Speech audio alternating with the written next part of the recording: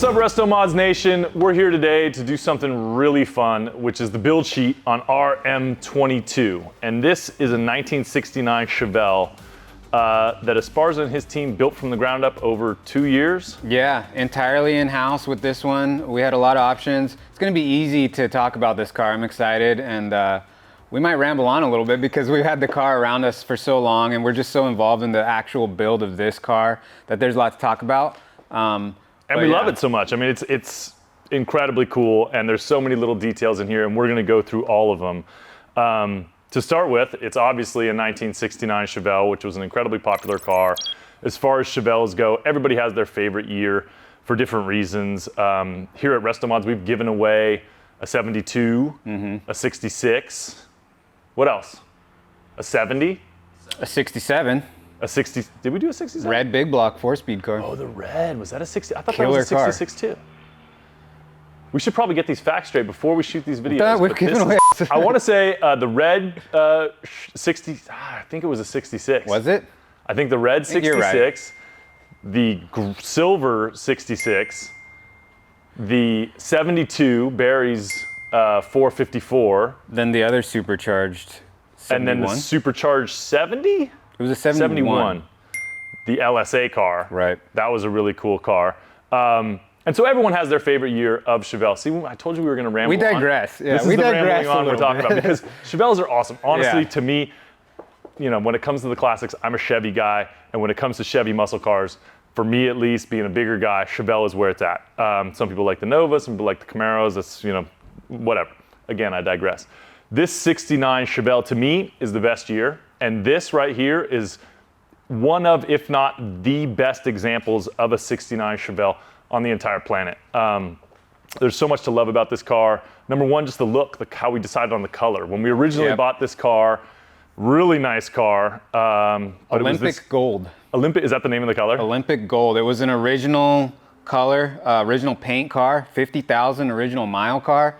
It was a San Diego car that had lived in a garage its whole life. So completely rust-free. That's what we were looking for, and we found it here locally in our backyard.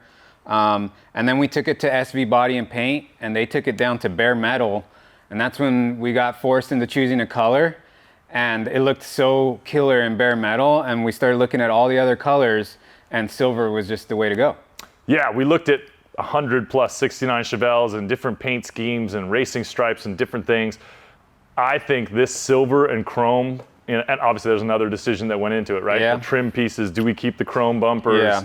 You know, that kind of thing. I think keeping all that, you know, trim, and it's not chrome, but keeping all of that trim, the aluminum trim and the chrome bumpers, really works well together, because this color is so deep. It's a Porsche color, Porsche GT silver. Porsche GT silver, yeah. And I think that, along with the chrome and aluminum pieces, just really works so well together, along with the black interior. Obviously the black of the tires, along with the aluminum wheels. It just, to me, the look of this car, when it pulls up, it makes a statement all on its own. Well, and then we just had so many options, and a big one is stripes or no stripes. So basically, once you do put stripes on it, there's almost no going back unless they're like vinyl or stick-on or something. So we left it no stripes, and that way, whoever wins it or gets this car, they can decide if they want to add that or not. But I like seeing it with no stripes. It kind of lets you use your imagination a little bit, whether you would want that or not. But it looks really clean, really subtle. I think it's classy it's without just real, the stripes. Yeah, I agree. It's very classy. And so when we were doing all of that at SV Body and Paint and deciding on colors for this car, we also were deciding on a hood. It originally had a stock hood, and we went with the cowl hood. Yep. And we'll get with what's under that hood. We'll get to that in a little bit. And there's a reason why we needed some extra room under there. But other than that, the rest of the car is all original sheet metal. All original, yeah. This car hasn't had like patch panels, hasn't had the quarters replaced. All the floors are all original, and they're pristine. So that's hard to find. Super rare. So yeah, we had a good canvas to start with. It was actually a pretty good, complete car. We drove it, we did burnouts in it.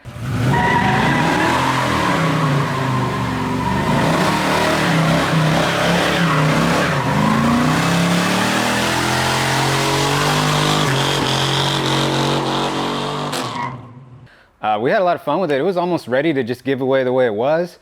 And we thought about it, right? We were like, oh, do we just give this thing away? We bought this car. We knew it was a really cool car.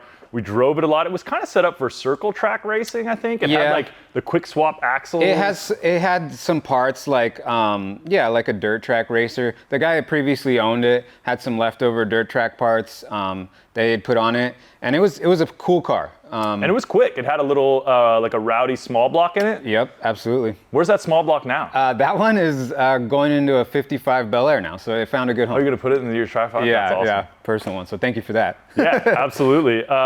Let's talk about, real quick, the hood decision. Sure. And just so you guys can see, obviously Jeremy's got some footage of this car in its original color. We have the original hood right here. Let me grab it real quick. It's still there. So nice stock hood. You can kind of see like the car was pretty nice. You know, there's nothing really wrong with it. That was the color. It was a cool color. It kind of reminded me of the car from Talladega Nights. I'm going fast again!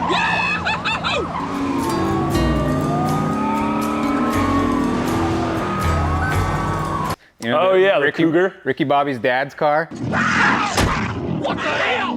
It's a goddamn Cougar in the car! Yeah. You know, so we toyed with that a little bit, but And really nice original paint. And this just gives you an idea of what the body looked like before we started going at it. And it's a really cool color. And honestly, we thought about going back to it, but eventually we decided on the cowl hood and the Porsche GT Silver. So we'll tilt this up here in the back so it's kind of like an homage, if you will, to the original form of this car. But yeah, one of the big reasons we went with the cowl hood is because underneath it there's a ton of performance and we needed some clearance. So we'll talk about that. Let's jump into it. So obviously the front of this car, the grille, is basically original except for the headlights, and I think we did LED marker lights. So yeah, some of the stuff we did, it's pretty original looking. Even down to, you can tell how nice this car was originally. This is the original badge from 1969. It's not a reproduction badge. We went through and replaced all the grille and headlight bezels. This is actually the original chrome bumper as well. So that's an American-made original Chevy bumper. Still looks great. We smoked the marker lights down at the bottom just to give them a little touch.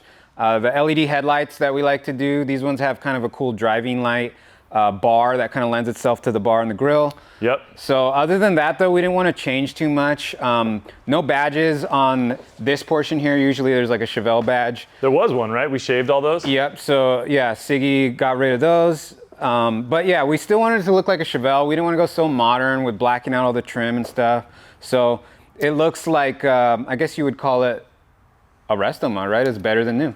That's the whole point. Yeah, that's what we're here to do. And you know, we kept the original touches, the blue bow tie, and then when you guys see what Esparza put under the hood in here, it's there it is. So the originality from the grille kind of stops there. As we go into the engine bay, this is where things got a little carried away and kind of just forced the build to escalate in every aspect of it.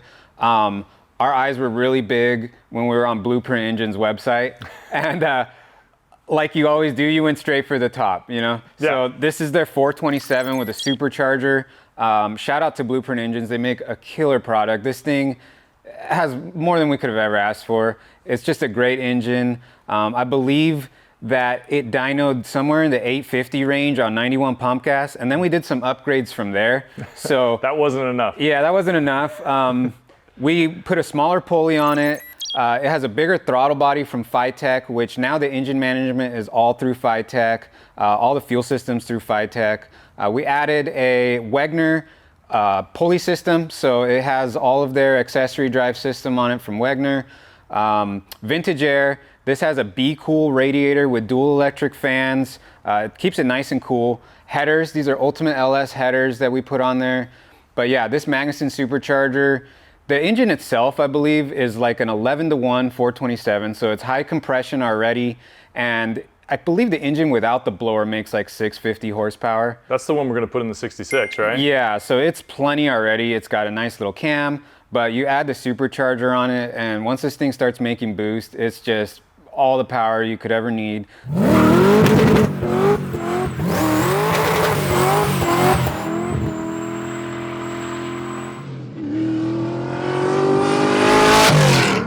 Yeah, we try to do our best, just kind of keeping the underhood clean. SV Body and Paint, when they were painting the car, we had them shave this side of the firewall just to clean up the engine bay. And we try to do all the plumbing nice, some closeout panels, just little stuff to make it look like there's not so much going on in here. That's usually the goal. But yeah, it came out good. We did kind of just a black theme under the hood here for the engine. So just kind of blacked out whatever we could, and it's just a nice clean look. Yeah, I think you're selling yourself a little bit short. It's incredible in here. SV Body and Paint did a great job on the firewall. That side kind of where there's nothing going on is nice and smooth. A lot of the plumbing goes through this side right here. We obviously did a Wilwood master cylinder, and like you said, all the performance parts that are in this thing are absolutely incredible. I think we are going to get to a dyno at some point. Yeah. But until proven otherwise, I'm just going 1,000 horsepower. Yeah, well, I mean, this thing really is like kind of detuned to run on 91 pump gas. That's all we get, unfortunately, here in California. Yeah. You know, it might be cool to do kind of like some hero pulls with maybe some E85 or some race gas. Would this run on like a higher octane? Like I know that one over on Ingram does like the racing gas, VP Racing Fuels or whatever it is. Yeah, so yeah, if we had the master tuner Jeremy over at FiTech, if we had a tank full of race gas, he'd probably be able to pump out some serious numbers for us. But he actually did a nice drivability tune on it.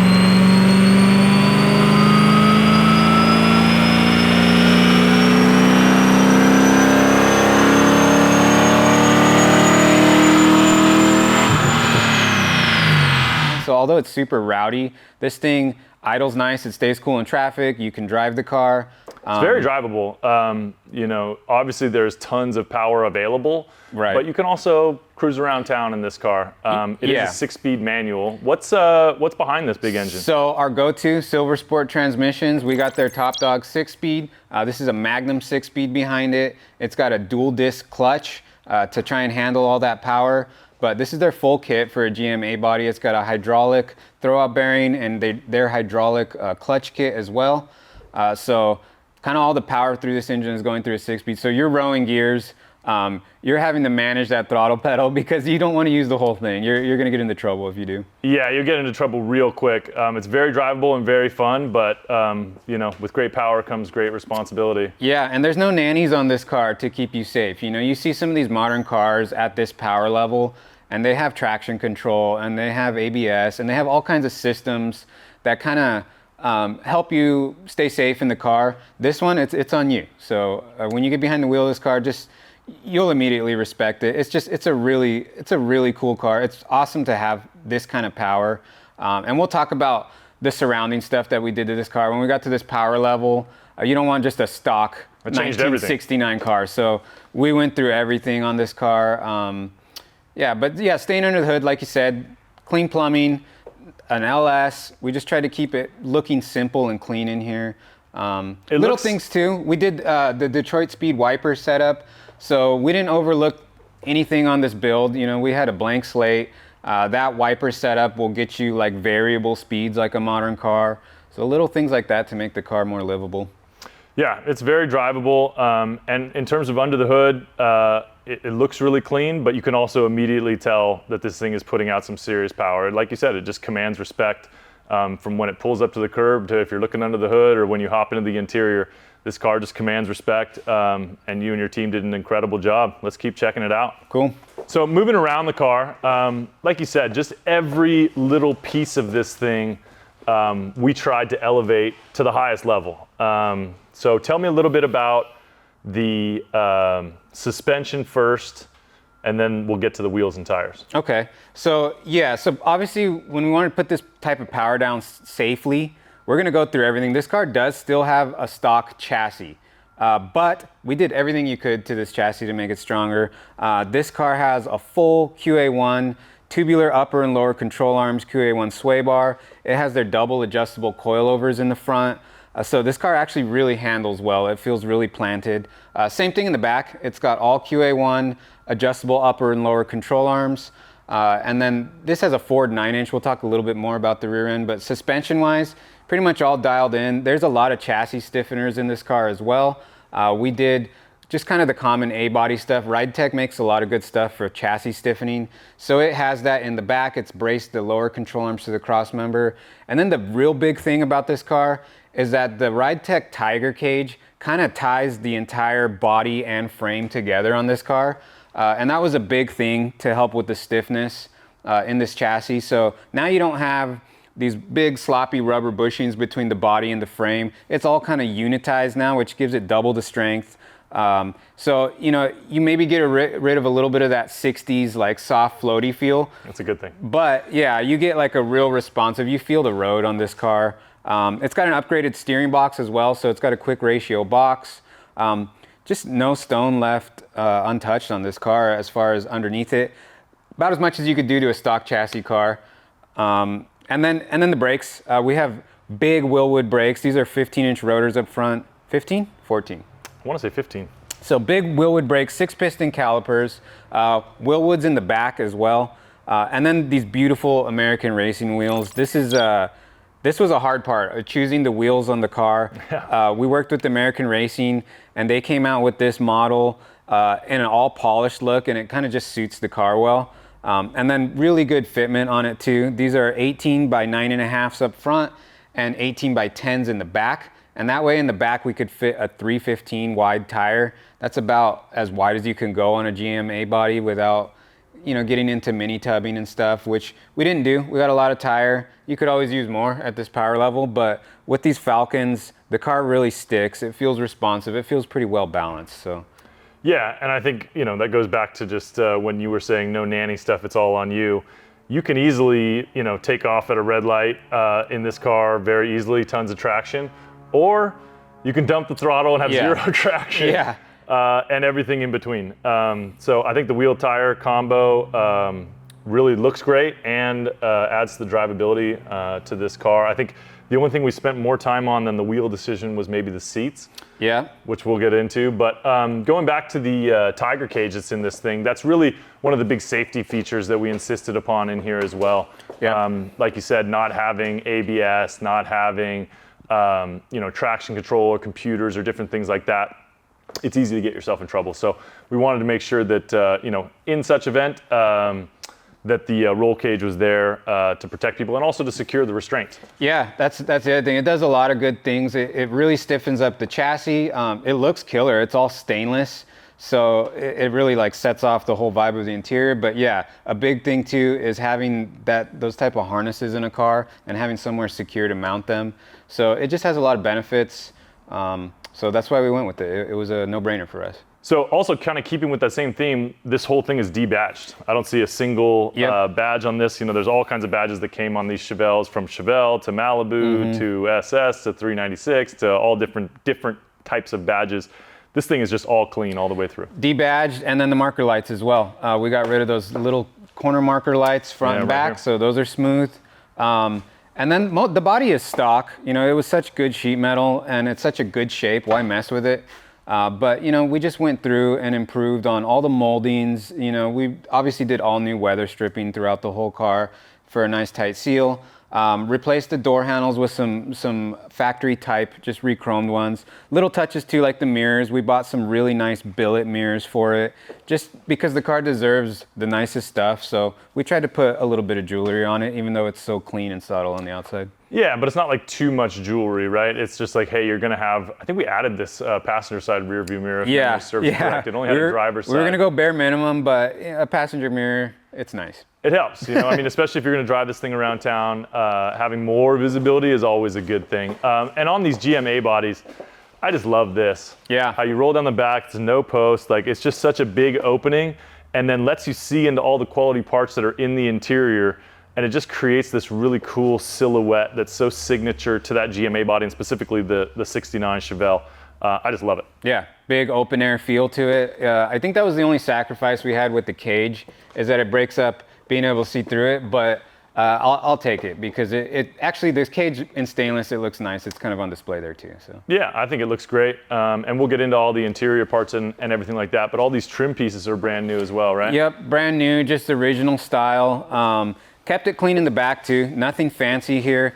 We did upgrade the lighting in the back to LEDs, so it does have digital LED tail lights in the back. Once again, the rear bumper is all original. This is the one that the car came with in 1969.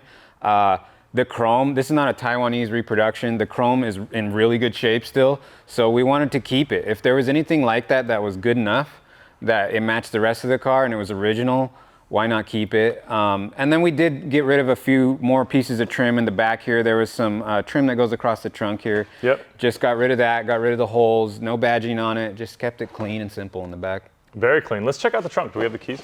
Yeah. One thing that I wasn't expecting, just out of my own ignorance, the cage comes all the way back here and mounts to the frame. Yeah, so it really ties in like all the way from the A-pillar all the way back, and it ties through the body to the chassis.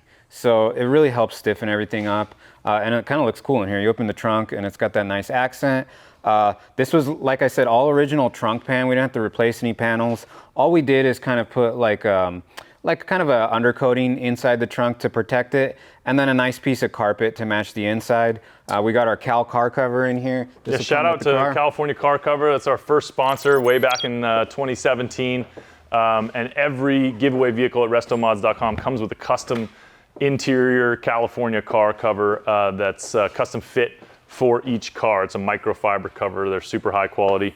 And so that, of course, is in the trunk. But you're again selling yourself short, because I know that there was a custom panel put in here to hide some of the electronics. I know we moved the battery to the back while we were looking at the engine bay. We didn't mention that, but the battery moved back here. And then I know there was some talk of how big of a cable we need and all kinds of stuff. So let's get into what's hiding behind this panel right here. Yeah, so it's just a little carpeted panel, but back there behind it, there's a big tray in these cars where we could mount some stuff. So we mounted, like you said, the battery in the center, the amplifier for the stereos back there. We have a circuit protector mounted back there. We even have our little plug-in for your trickle charger. It's kind of conveniently dangling there. And then the FiTech force field system, which is like, really helps with this kind of power level. We have basically an in-tank pump that acts as a lift pump to their force field system. And then that has a dual pump inside of it. And so that's why this thing just doesn't run out of fuel at those power levels. So we plumbed everything with AN lines and mounted it all back here. So it's kind of nice and hidden, but it's nice that these cars are big enough that they have a space to really clean it up with all the extra stuff that we put in here. Yeah, shout out to the guys at FiTech. That fuel management system is just absolutely incredible. This 427 is so thirsty that at those power levels, it just needs so much gas. And so getting it from the fuel cell back here all the way to the engine is actually quite a task. And so it takes a little bit of hardware, and FiTech has it down to an absolute science. And so being able to put all that gear into the car, but then also put it behind this nice panel, so what you end up with is a really nice, usable trunk. And then again, all the little things like the weather stripping, this is all brand new. The fit and finish in here, SV Body and Paint did a great job. Everything's matching in here and just looks brand new. We did little things too. We tried to upgrade the hardware. So these are all like stainless Allen head bolts. You'll see that in the engine compartment too. We figured we had the whole thing apart. Let's put it back together nice. And just use little things that are upgraded. Stainless hardware will never go bad, and it looks good. So it looks great, and I mean, again, it looks brand new. I mean, I feel like, I wasn't alive in '69, but I feel like this is much better than it rolled off of the factory floor. Yeah. And it's what you expect out of a modern vehicle in 2023, except for it has that classic style all throughout. It's absolutely incredible. Well, one of my favorite parts of this car is the interior. Once again, things escalated quickly in the interior. Things got so crazy in the interior really quickly, I feel like. And we can, before we leave the back. Okay, sorry. Sorry, we got excited. So still in the rear of the car, specifically talking about the rear of the car, what kind of rear end is putting that power down? Okay, yeah, so we didn't talk about that, but this has a Ford 9-inch rear end, and this is a full floater axle. So it has like basically Grand National Series hubs like you would find in almost a sprint car or a NASCAR. But what that does is it gets the load off of the bearing on the axle, and it has its own hubs. The Wilwood brakes bolt right onto that. So it's pretty full-blown race car. The center section is built. It has a 350 gear and a Detroit True Track differential in there to get power to both the tires. So yeah, the Ford 9-inch is really strong. You need it for all that power. And the serviceability of the full floater axles, you can slide them in and out without really taking the whole rear end apart. It's kind of nice. It's race car stuff, but this is a street car with a lot of power, so it goes well in there. It definitely does race car things, and as consistent with the rest of the build, we've just gone to the very top in every single department that we touched. And having this car all the way apart, it was just like, oh, let's upgrade this piece, let's upgrade this piece. And that kind of really ran away from us, which is why it took 2 years. But I'm glad that we did take that time and go through it like that, because what we've ended up with is just above and beyond anything that's out there. I mean, you could search high and low and try to find one of these for sale, and I don't think you could. Not one as nice as this. You could have one built and spend $500,000 and spend your own 2 to 3 years building one. Or you can win it from us at restomods.com. Yeah. Quick plug. That's the crazy part. Somebody could win the keys to this car. Yeah. So I don't know. That's exciting. That's really exciting. It's super exciting. We can't wait to meet our 22nd winner. And let's just keep running. So we had that theme of upgrading everything possible, which is great, but it's also very easy to get away from you, which is what we did in the interior. It happened. Yeah, it did happen in the interior. Same thing. We went full tilt on the engine, the trans, the drivetrain, the brakes, all that stuff. The paint, the body, the trim. It's just all so nice that when it came to the interior, we were like, well, what's the best of the best? So you picked out these seats. They are killer seats. You can't just say that. Hold on a second. We went through 4 sets of seats. We did a whole video on it, right? Yeah, and then I think... that was like a year and a half ago. Well, there was like Lamborghini influence somewhere in there. You guys shown some Lamborghini We got to go seats. back. So yeah. The interior really started to get out of control when we got in touch with Fessler Automotive. Correct, yeah. And so we reached out to Fessler, just being fans of their Instagram. Yeah. Not safe for work. They produce some really killer custom interior pieces and all kinds of stuff at Fessler Automotive. But what we were interested in is the interior pieces. And so all of the door panels and the center console are all custom fiberglass pieces from Fessler. Right. And we were just like, oh, these look cool, at least in my mind. You have a much deeper understanding of this. They do look cool. In my mind, it's literally as simple as, hey, these look cool, click buy. And so I was just like, these look cool, let's get them. Now that one decision spiraled out of control because it affected a lot of other things in the car. And so getting back to the seats, we needed then to cover these fiberglass panels. And so we went with Rick from RJ's Upholstery, which is a local company here in San Diego. Rick works with his son out of their shop. He came here to do a lot of the work. I know we did a lot of videos with him. We went down to picking out the individual leather type that was in this thing, the Alcantara suede inserts, all kinds of things. The stitching. And then he did the custom dash. Right. And he finished the door panels, and he did the rear seat, which we'll get to in a moment, because there's a lot of work that went into there. But while Rick was here, we were doing the seat choices, and we ordered seats from Procar. We ordered some random seats off of eBay that looked cool. We had the seats that were in it. I wanted to say it had Procars. Also Procar, yeah. It had Procars in it, but we had 2 different sets of those. I forget exactly what we ran through, but it was 4 different sets of seats.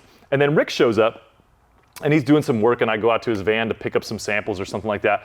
And he has these Lamborghini he was carbon fiber seats. Working on a Lamborghini seat. Someone had blown the side airbag in a Lamborghini seat, and so he was responsible for putting it back together and stitching, making it all look brand new again. And I was like, man, these are cool. The carbon fiber got you. And I was like, I want these. And Rick looks at me and he goes, no, you don't. And I go, why not? And he goes, well, because they're 20 grand a piece or whatever the number was. Yeah, Lamborghini prices. And I was like, oh, I don't want those. But he then pointed out that Sparco makes those Lamborghini seats specifically for Lamborghini. There's all kinds of electronics and different things in them that make them $20,000 a piece. But they also make a version for aftermarket. Yep. And so that's what we ended up going with, are these incredible carbon fiber backed Sparco seats that to me are just unparalleled. We did a whole video on it, like I said, we can link it here. These just ended up incredible. And the Alcantara and the leather down to the stitching match the custom door panels, which matches the custom dash, which then brings me to the next incredibly overpriced piece in this car, which is the steering wheel. And we reached out to Spark Industries. Again, I found them, I think, on Instagram. Yeah. We were tossing around, hey, what steering wheel should we put in this car? And had a bunch of different, it actually had a really cool Sparco suede kind of racing wheel on it. Suede steering wheel, but you know, these Spark Industries steering wheels, they stand out so much, and they've been showing up on like all the real high-end builds. And we just thought it would look killer in here. And the stitching, we were able to order it to match the seats. And then, of course, once these got upholstered, the stitching matched there. Same thing with the console. And then we're looking at the dash, like you said, we had Rick also match the stitching on the dash. And things just got out of control. The leather wrapped really looks good. Yeah, I saw those, like you're saying, on other builds, and I just, I cruise around the internet, I just click buy. And we actually worked with those guys to do a custom center cap on the steering wheel that lets you know it was made by Restomods for the Restomods Nation. And I think, to me, as you walk by a car, the steering wheel, it's one of the first things you see, along with the carbon fiber back of these seats. Yeah. Is the steering wheel. And this one right here with the flat bottom, it's just looks really comfortable. It looks very high end, and I think it really adds a lot to the visual appeal of the interior of this car, which then escalated decisions on the gauges. Because as you're looking through this wheel to the gauges, there was some really nice, I want to say, auto meters in there.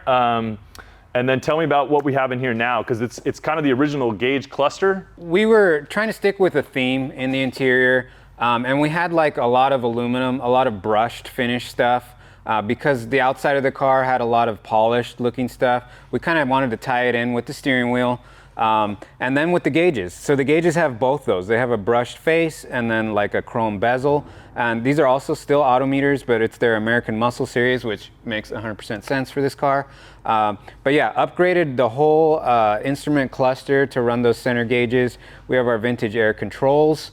Right next to that, our FiTech controller front and center. And then we try to upgrade all the little knobs and stuff. So everything is billet down to the turn signal knobs, the headlights, the wiper knobs. It just kind of matches the brushed aluminum shift knob, the shift lever from Silver Sport. And then kind of my favorite part too is from Evan's CNC. He makes some killer custom CNC stuff. And we had the badge that goes across in front of the passenger. It's like kind of a trim piece. Yeah. And it said Malibu on it originally. And we had him CNC that to say Restomods with the brush finish. He knocked it out of the park. Just another custom touch for the interior. Way, when you win the car and you go to pick up your friend, your buddy, your significant other, whoever they hop in the passenger seat, they know exactly where you won this car from. And again, just all the original touches in this thing. The center console is a functioning center console. It's got a cup holder, which is something they didn't think about in '69. You can drive through Starbucks in this thing. Might be a little loud. And you got a little console hideaway spot where you can slide your phone. A little cubby for some of your stuff. And then, like you said, the center console opens up. We've got the electric cutout switch hidden in there. So that way everything's nice. It's got a Bluetooth stereo. The controller's right there in the console. So it doesn't have a big, huge screen. I don't think you need it. We got the FiTech controller. You're so busy driving this car, you don't have time to look at a screen. Yeah, you're shifting gears, and set your tunes up before you go, and then go if you are going to be doing that. And just speaking of that, there's speakers hidden everywhere in here. Yep. In that center console, all over. There's speakers in the accessory tray back here. It's all JL audio with an amp from them too, so it sounds killer. Keeping in the interior, the rear seat. Bench seat is original but modified, right? So when we put these door panels on, I said it affected a lot of decisions inside the car, and it ended up being, I don't want to call it a nightmare, but a challenge. Yeah, it was kind of the domino effect. They looked so killer, and it was worth whatever it took to get them in there. So once these are a little bit wider because they have a lot more shape than the original one, is just like a flat panel. But that's what it takes to get the dimension of this and just to get the look with the insert. So then we decided we're gonna have to narrow the rear seat. Fessler does sell a full seat kit, but we wanted the original bench, so we narrowed it and then had Rick upholster it to match the fronts. So you still have a full rear seat. You might have to jungle gym over the the cage to get back there, but it's there. So it kind of ties everything, it closes in. Still a big car, big enough to have 4 seats. So. Yeah, and all of the carpet in this car. I mean, we literally went through every decision. What kind of leather do we want? What kind of Alcantara suede? What kind of this? What kind of that? And one of the things was, how thick of a carpet pile? What carpet do you want in here? So we actually went with the top of the line, super thick pile, really comfortable, high-end carpet in this car. So all of that is in the pan of this car. Oh, and it's all dynamatted. So that helps. That's right. Kind of keeps the noise down. It's hard to keep the noise down from that supercharger. So one thing I noticed about this car, and it's unique to this car in my driving experience, we went with a Borla exhaust, and then we also have a switch that Esparza mentioned inside of the center console where you can just go straight headers. Yeah. And that's really loud, right? Out of a 427, high compression, Yeah. LS style block, it's really loud. It is not as loud as the whine that comes off of that supercharger, especially when you get on it. Even just at an idle, the whine of that supercharger is incredible, and it creates this unique sound for this car that's just part of the whole experience. Yeah, so yeah, the blower noise is pretty glorious. You know, we've driven Hellcats, and they make a pretty distinct blower sound, but you're kind of insulated from the feel of that car. This thing, you know, the supercharger is just like 2 feet away from you. Right there. So you really hear it, and it just adds to the experience. You know, it's not like a normal car. You know, you get in this, and that supercharger noise will remind you of what you got under the hood there. It's a spaceship, man. But the Dynamat definitely does help with that. And then again, part of the benefit of, hey, we had this thing completely apart. Let's put it together as big and as bold as possible. Part of that is, hey, let's take care of some sound deadening and vibration. So we put in Dynamat all throughout this entire car. Okay, so we'll try to talk about a few more details without rambling too much, because the interior is packed with a lot of details. Let's see, even like the FiTech Ultimate LS controller, we mounted it right there where the glove box normally would be so that you have access to your whole fuse panel. Just a nice clean look. It's real serviceable. And then little things, like I said, we try to do billet everywhere we could. So all the knobs and handles are like black billet on the doors. Well, and then you can't just gloss over that because we moved everything too. Everything's So that's moved. not the standard window crank position. It's not the standard door handle position. Right, yeah. All that's been moved because of the shape of the Fessler door panel. And then we kind of worked around the cage with all that. But it all worked out. It looks really killer. Obviously, the VintageAir system with the controllers and the vents, those look good. We wanted to tone down some parts of it. So a lot of it's just like brushed aluminum billet. We tied in the Alcantara to the A-pillars. So that's a nice touch. Little things too, like when you're coming into the car, it has original style Body by Fisher door sill plates, which is just something any GM car you would just really notice. But we blacked them out and put a nice new badge on it so that when you get into from the silver to the black transition, it's just one more thing that kind of smooths that out. And it reminds you that, hey, this is a classic 69 Chevelle, and then there's other parts that are. Like, so for example, the sun visors are original, but the rear view mirror is upgraded in billet. The headliner is original. And for all the LED and fancy lighting and fancy electronics that are in here, the dome light is still the original dome light. Yeah, I kind of like that warm glow. It's still 1969. But yeah, you get into this interior, and it just has a different feel to it. It's really high end, and I like driving that car because this is a nice place to sit while you're driving it. Mashing on those low carb billet pedals. I don't know, I don't want to ramble on too long because we try to upgrade every detail, but it kind of shows. Everything. And there's stuff that's really important to not gloss over, like these safety restraints that we went with right here. It's a 5-point system. Yeah, the Sparco harnesses, they go well with the seat. They're all like color matched. We got black and silver just to match the whole theme. But yeah, you feel safe when you're in it. You're tied in. You know, the cage just kind of locks you in.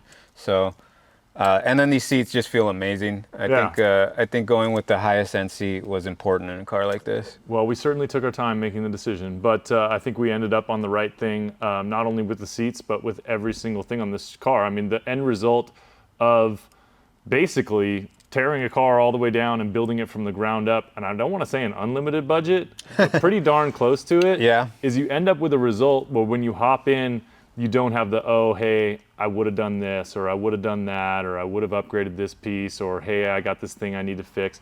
Literally everything on this car is brand new and perfect. Yep. Yeah, and we try to walk the balance between the originality and the soul of the car. I mean, that's why we love these cars. They have that vintage soul, you know? So it's easy to go too far with modifications and get away from that, and then you don't realize, you know, you can't even recognize what type of car you're in at a certain point, which is cool. There's a lot of craftsmanship and builds like that, but for a resto mod and for our audience, we kind of wanted to stick with the muscle car vibe, just everything to the max as far as that goes. And referencing our audience, I hope our audience likes what we like, because we basically went with what we like. Yeah, we made some decisions here for sure. So let us know what you guys think, if there's anything you would have done differently. Everybody's got different tastes and everything, but you know, I really like the way this one turned out, and can't wait to meet our 22nd winner. Yeah, they're gonna be one lucky person, the car or 100 grand secretly. Kind of hoping they take the money so that we can play with this a little more, but you know, I won't say that. I won't say that too loudly. Yeah, I mean, it's a big choice for somebody, but it's going to be a heck of an opportunity. Like I said, you can't find this car, you can't buy this car. You might be able to build this car, but it's going to take you a heck of a lot. You know, I want to say $500,000 or just under to build a car like this, and 2+ years. Yeah, a lot of time, a lot of effort, just a lot of trying to do things right on this car. We had a blank slate. You know, we had any option we wanted it basically as far as doing stuff for this car. So we just did the right thing everywhere we could. Can we get the Jay Leno test? No. Okay, fair. All right, well, hey, real quick before you jump out. Okay. Give the people what they want, man. Fire this thing up. Okay, let's do it.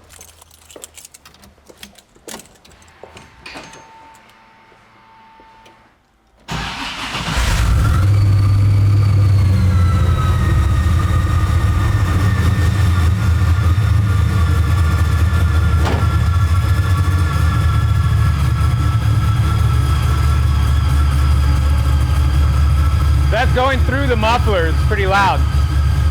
Yeah, that's as quiet as this car gets. Yeah. And then you can see the running lights that we put in. You know, that's kind of a safety feature too. Yeah. And I love how it maintains this line.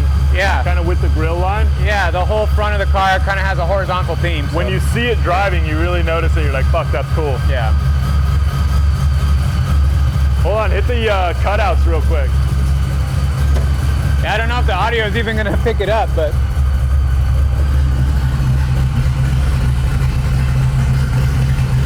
It's pretty loud.